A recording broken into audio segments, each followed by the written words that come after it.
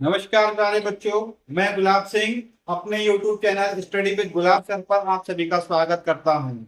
हमारा आज का अपना टॉपिक है वाणिज्य गणित कक्षा 7, जिसमें हम अभ्यास 7C के सवालों को हल करने का प्रयास करेंगे और उसमें हम देखेंगे कि प्रतिशतता परसेंटेज के सवालों को हम कैसे हल करते हैं।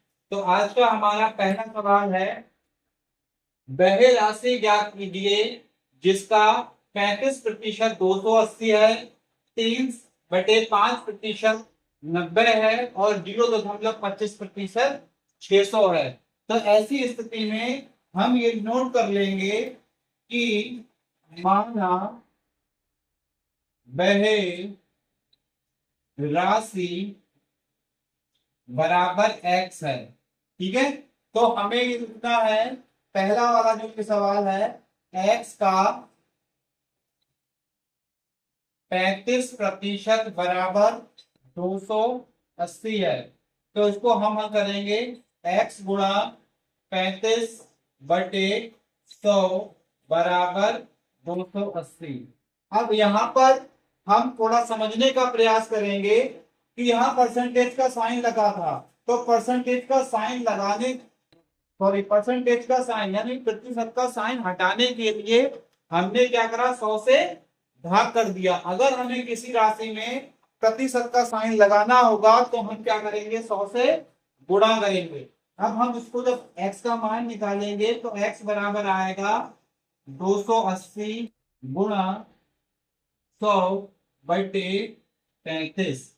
अब इसको हल कर लेंगे, 7 चौक 28, 7 पंजे 35, 5 एकम 5 और 5 दूनी 10 यानी कि 20। तो फाइनली हमारा आया 40 गुणा 20 यानी कि 800।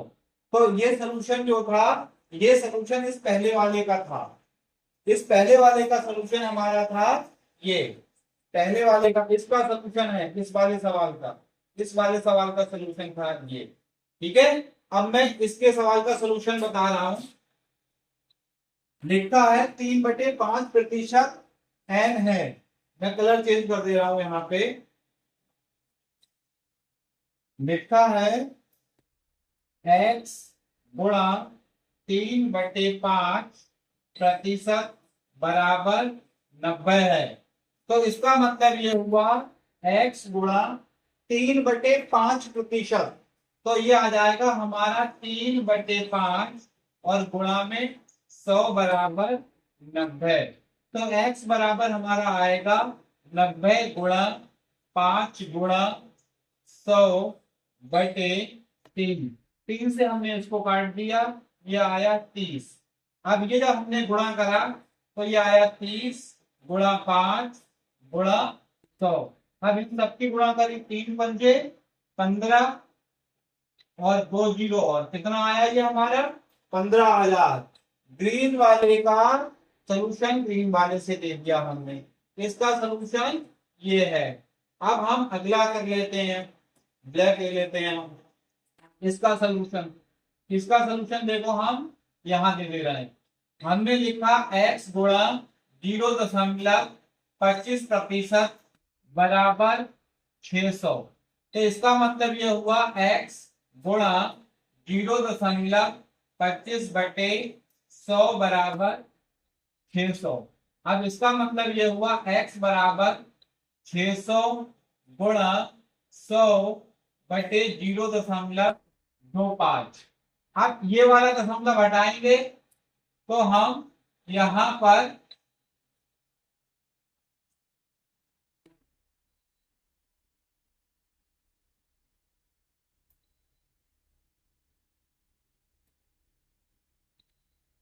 ये दशम तो गुणा 100 कर देंगे।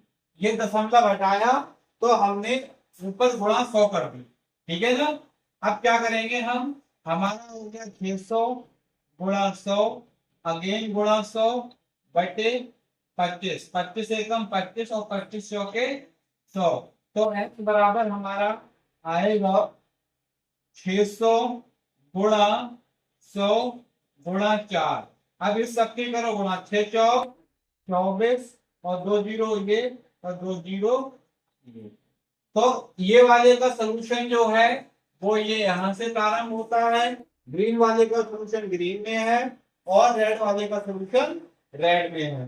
तो इस तरीके से ये हमारा इस टॉपिक का पहला सवाल था। स्क्रीनशॉट लेंगे, मैं हट जा रहा हूं और अगला सवाल हम देखेंगे दूसरा। दूसरे सवाल में लिखा है किसी राशि का 5% 600 रुपए के 15% के बराबर है, वह राशि ज्ञात कीजिए। यहां पर भी वही चीज है, राशि ज्ञात कीजिए। तो हम यहां लिखेंगे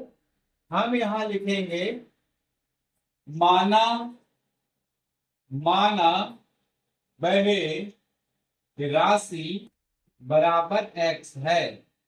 तो इन्होंने लिखा है राशि का 5% यानी कि x गुणा 5/100 बराबर 600 रुपए के किसके बराबर है, 15% के बराबर है। ये चीज इन्होंने कही है। तो x का मान हमें इसमें निकालना है। देखो अगर बराबर के दोनों पार सेम संख्याएं होंगी, अगर 100 यहां लिखा है और 100 यहां लिखा है, 100 यहां भी भाग में लिखा है और 100 यहां भी भाग में लिखा है, तो ऐसी स्थिति में ये नंबर और ये नंबर कट जाएंगे। ठीक है, ऐसी स्थिति में क्या होगा, ये दोनों नंबर, ये वाला नंबर कट जाएगा। तो बचा क्या, x गुणा 5 बराबर 600 गुणा 15। तो x बराबर हमारा आया 600 गुणा 15/5, 5 एकम 5 और 5 3 15, यानी कि आया 600 गुणा 3, 6 3 1800 रुपए। इस सवाल का आंसर जो आएगा वो हमारा आएगा 1800 रुपए। स्क्रीनशॉट लेंगे और हम अगले सवाल की ओर बढ़ेंगे। लिखा है एक चुनाव में 7500 मतदाताओं में से 20% मतदाताओं ने मत नहीं डाले, ज्ञात कीजिए कुल कितने लोगों ने मत डाले। तो सबसे पहले हमें यहां लिखना है मतदाता, यानी कि कुल मतदाता कितने होंगे, 7500। मतदाताओं में से 20% मतदाताओं ने मत नहीं डाले। ठीक है, तो यहां लिखेंगे मतदान न करने वालों की संख्या। कुल मतदाताओं के 20% लोगों ने मत नहीं दिया। तो 7500 का 20%, 20% का मतलब 20/100 हो गया। तो इसको कट कर लिया हमने और ये आया हमारा 75 गुणा 20, और 75 दूनी होते हैं 150 और 1 भी जोड़ दे, यानी कि 1500 लोगों ने मत नहीं दिया। तो उन्होंने लिखा है कुल कितने लोगों ने मत डाले। तो यहां लिखेंगे मतदान करने वालों की संख्या बराबर 7500 माइनस 1500। 7500 में से 1500 घटा दो तो कितना आएगा, 1000 हमारा इस सवाल का आंसर होगा। ठीक है, नोट करेंगे, स्क्रीनशॉट लेके अगली ओर बढ़ते हैं हम। अगला सवाल लिखा है खड़िया में 40% कैल्शियम, 12% कार्बन और 48% ऑक्सीजन है। 1 किलोग्राम खड़िया में प्रत्येक की मात्रा ग्राम में बताइए। ठीक है, खड़िया कितनी है, सबसे पहली बात तो ये है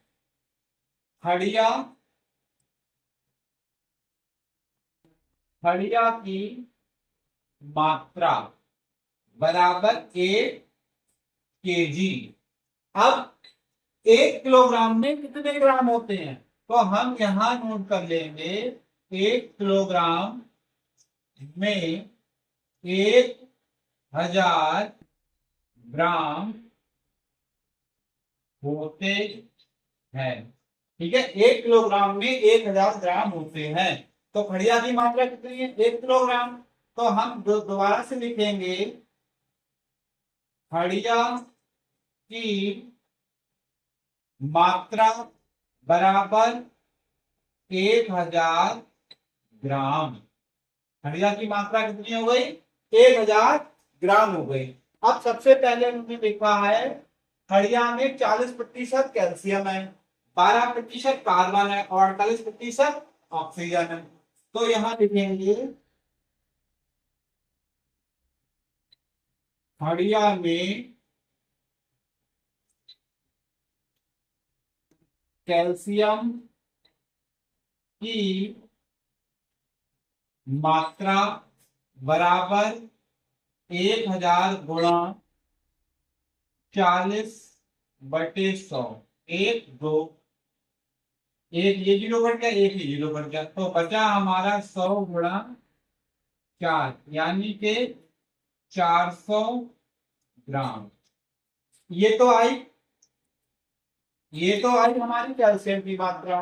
अब अगला देखेंगे हड़िया में कार्बन की मात्रा, हड़िया में कार्बन की मात्रा बराबर 1000 गुणा 12/100। तो एक जीरो दो जीरो, एक जीरो दो जीरो, कितना आया? 10 गुणे 12 बराबर 120 ग्राम।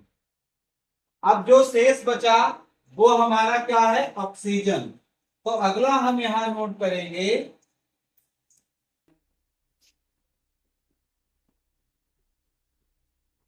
हड़िया में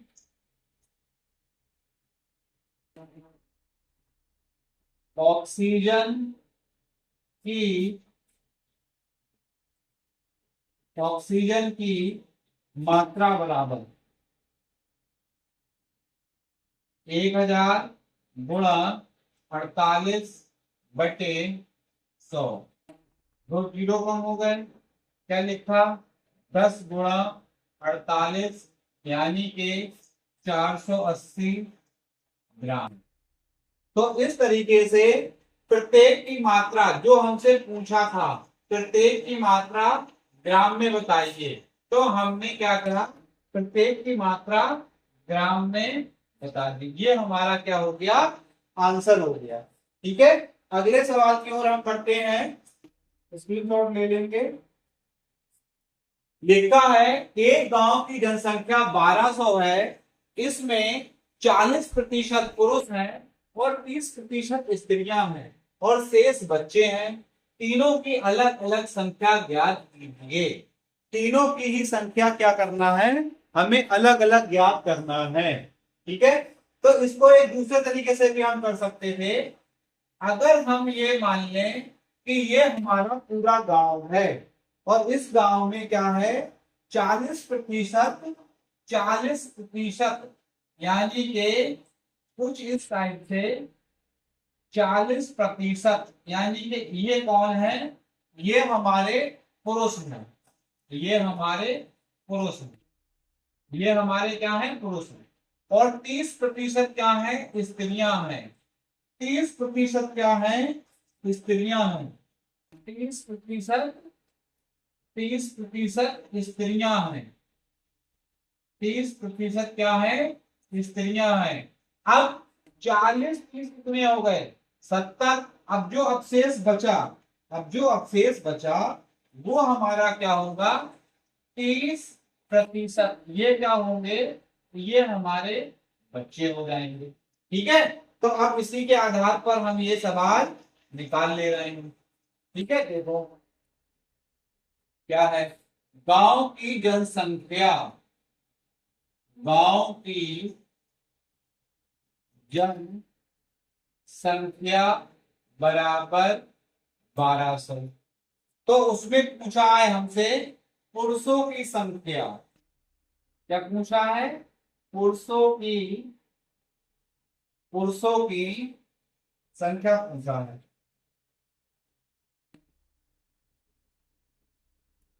दोबारा से लिखते हैं इसको।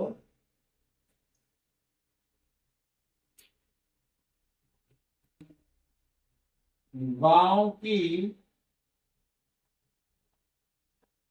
जनसंख्या बराबर 1200 और पुरुषों की संख्या बराबर 1200 का कितने परसेंट है? 40% पुरुष हैं। तो ये दो जीरो कट गए, कितना आया? 12 गुणा 40 यानी के 12 चौक 48, 480 क्या है हमारे? 480 पुरुष हैं। ठीक है। अब हम देखते हैं स्त्रियां कितनी हैं। स्त्रियों की संख्या, स्त्रियों की संख्या बराबर कुल जनसंख्या 1200 गुणा 30% क्या है? स्त्रियां हैं। एक जीरो दो जीरो, एक जीरो दो जीरो, तो ये क्या हुआ? 12 गुणे 30 यानी कि 12 36, 360 क्या हो गई? स्त्रियां हो गई। ठीक है। अब अगला हमारा जो है वो है हमारा बच्चे। बच्चे कितने हैं? शेष बच्चे हैं, तो बच्चों की संख्या 1200 गुणे 30/100, क्योंकि हमारा क्या था? 30%। ये क्या थे? हमारे बच्चे थे। तो हम क्या लिखेंगे? 12 गुणे 30 यानी कि 360 क्या है? हमारे बच्चे हैं। तो ये इस तरीके से हमने क्या करा? पूरा आंसर निकाल लिया। 480 हमारे पुरुष हैं, 360 स्त्रियां हैं और 360 ही हमारे क्या है? बच्चे हैं। इसी तरीके से हम अगला सवाल देखते हैं। लिखता है एक मिश्रण में 20% लोहा है, 38% रेत है और शेष कांच है। यदि मिश्रण में कांच की मात्रा 168 ग्राम हो तो मिश्रण की कुल मात्रा बताइए। मिश्रण की कुल मात्रा बताइए। ये हमने मान लिया ये हमारा क्या है? मिश्रण है। ठीक है। मिश्रण में क्या है? 38% रेत है। 38% ये वाला भाग क्या है? रेत है। ठीक है। और इसके अलावा लिखा है 20% क्या है? लोहा है। 20% क्या है? लोहा है। यानी कि 20% लोहा है। 20% लोहा है। और अवशेष क्या है? शेष क्या है? कांच है। ये क्या है हमारा? ये हमारा कांच है। तो कांच हम देख लेते हैं कितना है। कांच का परसेंट पूरा कितना है हमारा? 100 है। तो 100 माइनस 38 माइनस 20, तो ये कितना हो गया? 100 माइनस 58, तो इसका मतलब हुआ 42%। ये कितना है हमारा? 42% क्या है? कांच है। ठीक है। अब इसको तो मैं मिटा दे रहा हूं। 42% क्या है? कांच है। ठीक है। तो हम यहां लिखेंगे मिश्रण में कांच का प्रतिशत बराबर 100 माइनस 20 माइनस 38 यानी कि 100 माइनस 58 बराबर 42%। ठीक है। अब जो कांच का प्रतिशत है, मिश्रण में कांच की मात्रा, आप लिखेंगे मिश्रण में कांच की मात्रा बराबर मिश्रण की कुल मात्रा गुणा 42/100। ठीक है। तो मिश्रण में कांच की मात्रा कितनी है? 168 ग्राम। और मिश्रण की कुल मात्रा कितनी है ये नहीं पता, तो हम इसको मान ले रहे हैं x गुणा 42/100। तो x बराबर लिखेंगे 168 गुणा 100/42। अब इसको हम हल कर लेंगे। 7 छंग 42, 7 दूनी 14 बचे 2 और 28 हो गए। 7 चौक 28, 6 एकम 6, 6 चौक 24। तो 4 गुणा 100 बराबर 400 ग्राम। ये क्या आया हमारा, मिश्रण की मात्रा आई। ठीक है, चाहे तो आप इसमें एक लाइन ऐड कर लेना, माना मिश्रण की कुल मात्रा, इसको आप लिख लेना। माना मिश्रण की, यहां लिख लेना, माना मिश्रण की कुल मात्रा बराबर x ग्राम। ठीक है, ये लाइन पहले नोट कर लेना, फिर आगे कर लेना। ठीक है, अगला सवाल। एक गांव की आबादी 4000 है। इनमें से 500 लोग दूषित जल के प्रयोग से पीलिया से पीड़ित हैं। गांव में पीलिया रोग से कितने प्रतिशत लोग पीड़ित हैं? ठीक है, तो हमें लिखना है गांव की जनसंख्या कितनी है, 4000। ठीक है, 500 लोग दूषित जल के प्रयोग से पीलिया से पीड़ित हैं। ठीक है, तो हम सीधे सीधे लिखते हैं पीड़ित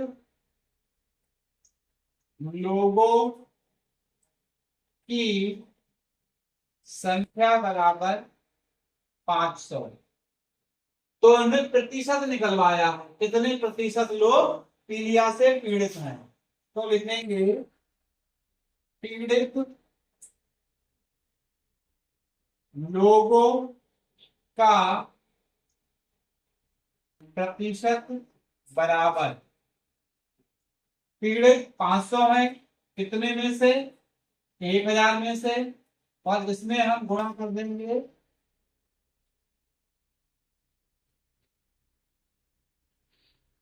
गुणा कर देंगे 100 से। तो 1 2 1 2, ठीक है, और 1 और 1। तो हमारा अब ये क्या बचा, 5 दिशावन 50/4, यानी कि 25/2। 2 दूनी 4 और 2 25 50। तो 25 का आधा कितना होता है, 12.5% लोग पीलिया से पीड़ित हैं। ये इस सवाल का हमारे आंसर होगा। ठीक है, अगले सवाल की ओर बढ़ते हैं। लिखा है उदाहरण 11। ये हमारा उदाहरण नंबर 11 है, जो आपकी पुस्तक में होगा।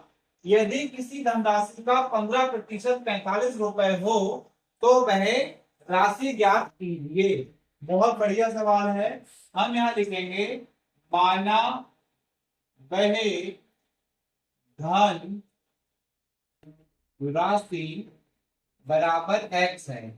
तो धनराशि का कितना, x का 15% कितना है, 45 रुपए है। तो x गुणा 15/100 बराबर 45। तो x बराबर आया 45 गुणा 100/15।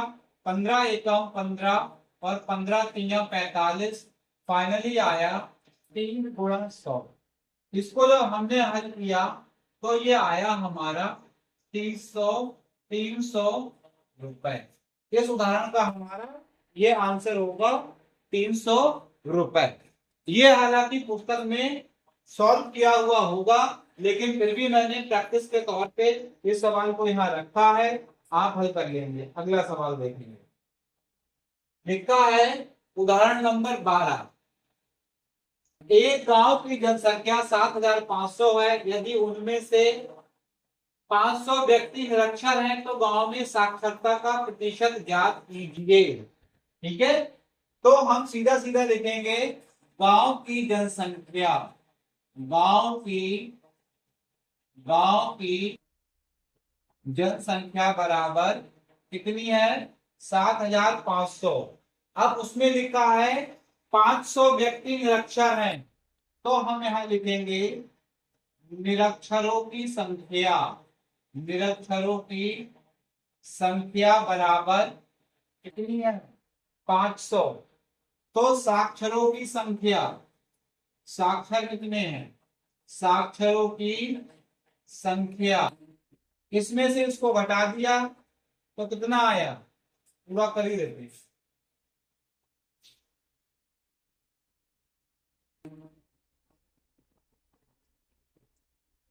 7,500 माइनस 500 यानी के 7,000। 7,000 साक्षर हैं, तो उन्होंने कहा है कि साक्षरता का प्रतिशत कितना होगा? 7,000 साक्षर हैं, 7,500 में से और 100 से कर देंगे गुणा, तो 1 2 1 2, 25 तिया 75 और 25 चौके 100।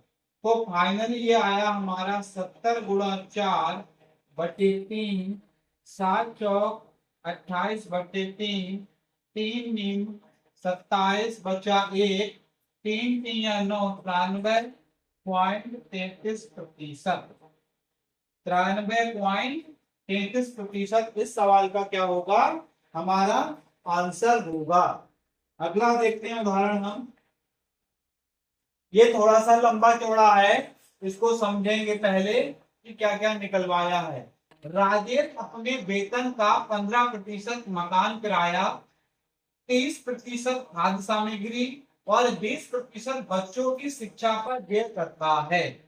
यदि उसका मासिक वेतन, किसका? राजेश का मासिक वेतन 75,000 रुपए हो, तो मकान किराया, खाद्य सामग्री और बच्चों की शिक्षा पर अलग अलग व्यय ज्ञात कीजिए। ठीक है, राजेश की बचत भी ज्ञात कीजिए, यानी कि बचत भी बताना है हमें राजेश की। तो सबसे पहले हमारा ये होगा कि हम लिखेंगे राजेश का मासिक वेतन कितना है? 75,000 रुपए। ठीक है, अब राजेश अपने वेतन का कितने % मकान पर खर्च करता है? राजेश अपने वेतन का 15% मकान किराया। ठीक है, तो हमें ये निकालना था, देखो मकान किराया खाद्य सामग्री। ठीक है, तो हम यहां लिखेंगे मकान किराया, वेतन का कितना है? मकान किराया 15% है, तो हम लिखेंगे 75,000 गुणे 15 बटे 100, 2 जीरो से 2 जीरो कैंसिल हो गए, 750 गुणे 15। अब इसकी हमने गुणा करी तो 15 सत्ते 105 और 15 बना 75, यानी कि 0.5 7 5 12, 11,250 रुपए। 11,250 रुपए क्या है? मकान किराया है। ठीक है, अब हम देखते हैं कि अगला क्या है? खाद्य सामग्री। खाद्य सामग्री कितने की आती है उस परिवार में? खाने का सामान, खाद्य सामग्री, खाद्य सामग्री कितने की आती है? 75,000 में से 30% क्या है? खाद्य सामग्री है, तो हमारा बचा कितना? 750 गुणे 30, 2 जीरो, 3 पंजे 15 के 5, हासिल 1, 3 सत्ते 21 और 1 22, 22,500 रुपए की क्या आएगी? खाद्य सामग्री आएगी। ठीक है, अब अगले में क्या पूछा है? 20% बच्चों की शिक्षा पर व्यय होता है, बच्चों की शिक्षा पर व्यय। अगला लिखेंगे हम बच्चों की शिक्षा पर व्यय।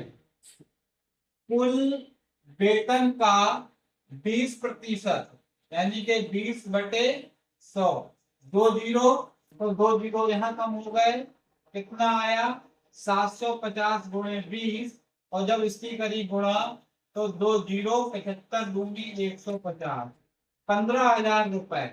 कितने? 15,000 रुपए काय पे? बच्चों की शिक्षा पर व्यय करता है। ठीक है। अब लास्ट में पूछा है राजेश की मासिक बचत बताइए। राजेश की मासिक बचत बताइए। तो हम लिखेंगे राजेश की मासिक बचत बराबर जो राजेश की कमाई थी, राजेश का जो वेतन था, राजेश का वेतन कितना था? 75,000 रुपए था। राजेश का वेतन कितना था? 75,000 था। उसमें से उसने मकान किराए में कितने निकाल दिए? 11,250। उसके बाद में उसने खाद्य सामग्री में कितने निकाल दिए? 22,500।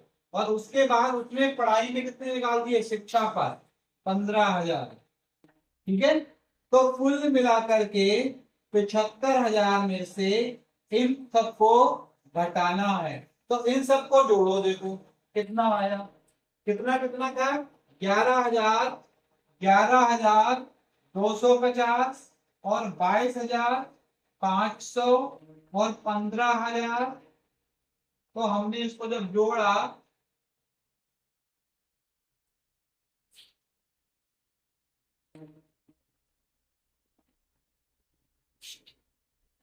जब हमने इसको जोड़ा 50, 7, 2, 1, 3 और 5, 8, 2, 1, 3 और 1, 4, 48,750। फिर से जोड़ ले रहे हैं। 5, 5, 2, 7, 2, 1, 3, 5, 8 और 4, 48,750।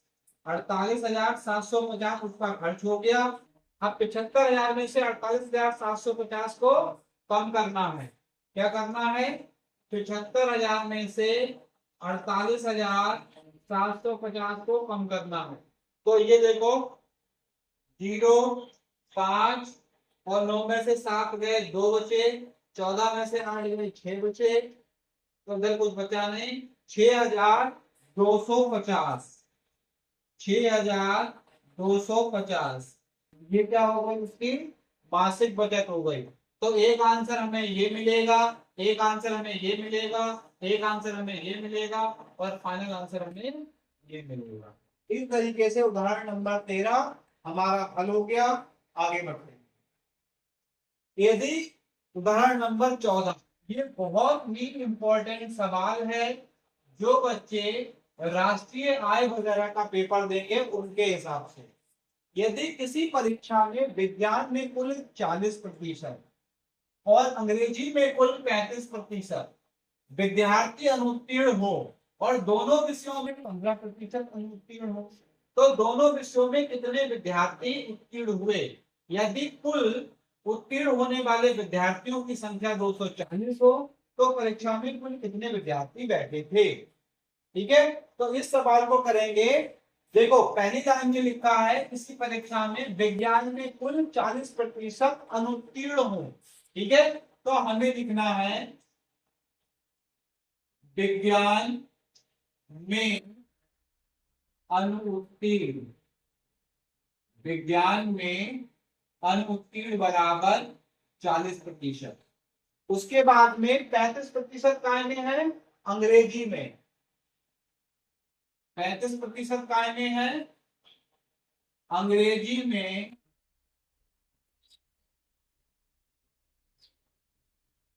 अनुत्तीर्ण बराबर 35%। 15% दोनों विषयों में है। दोनों विषय में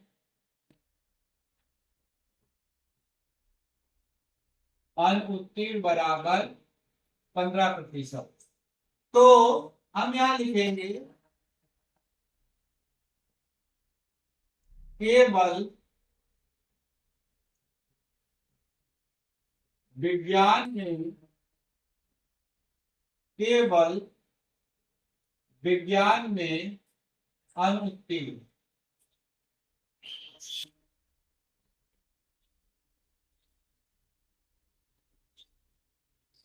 केवल विज्ञान में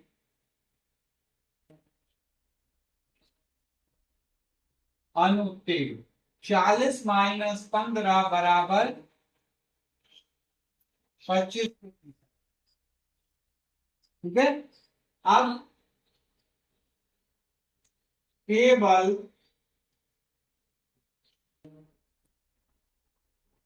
अंग्रेजी में अनुत्तीर्ण बराबर 35 माइनस 15 बराबर 20%। ठीक है। अब यहां पर उन्होंने पूछा है तो दोनों विषयों में कितने प्रतिशत विद्यार्थी उत्तीर्ण हुए। ठीक है। तो हम यहां निकाल ले रहे हैं कुल कुल अनु उत्तीर्ण विद्यार्थी।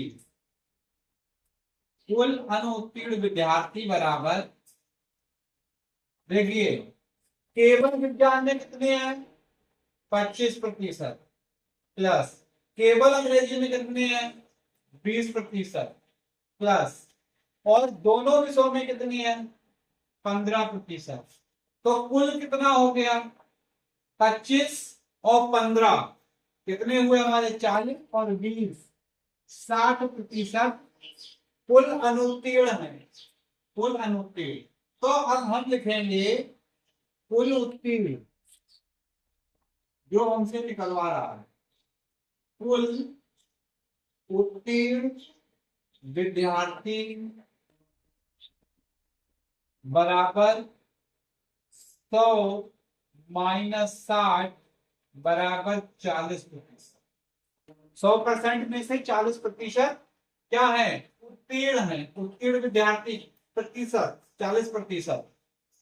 यदि कुल उत्तीर्ण होने वाले विद्यार्थियों की संख्या कितनी है 240, तो परीक्षा में कुल कितने विद्यार्थी बैठे थे। तो हम यहां लिखेंगे माना परीक्षा में x विद्यार्थी बैठे थे। तो इस प्रकार से x का 40% बराबर 240, क्योंकि ये लिखा है उत्तीर्ण होने वाले विद्यार्थियों की संख्या। ठीक है। क्या लिखा है उत्तीर्ण होने वाले विद्यार्थी x बराबर x गुणा 40% बराबर 240। तो x 40/100 बराबर 240। अब इसको हम हल करने के लिए क्या करेंगे, इसको करने के लिए करेंगे x